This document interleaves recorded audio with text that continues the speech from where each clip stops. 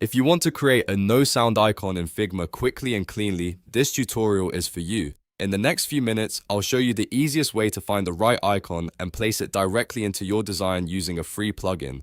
This is super useful if you're designing app interfaces, video thumbnails, UI mockups, or any project where you need a mute or no audio symbol. If this video helps you out, be sure to hit the like button and subscribe for more simple Figma tutorials just like this. Alright, let's jump into it.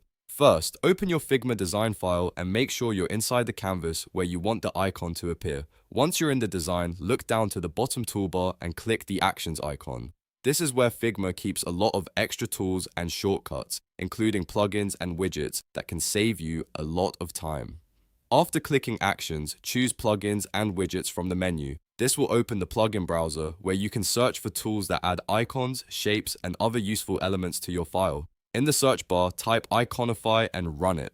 Iconify is one of the most popular icon plugins in Figma because it gives you access to a huge library of icons without needing to import anything manually. Once Iconify opens, use the search bar inside the plugin and type mute. Then press enter on your keyboard. This will bring up a list of icon results related to mute, no sound, and volume off. Take a moment to look through the options and choose the icon style that best fits your design. You may see different variations depending on the icon pack, so pick the one that matches your layout and visual style. When you find the icon you want, simply drag and drop it onto your canvas. You can then resize it, reposition it, and adjust the color if needed so it blends perfectly with your design.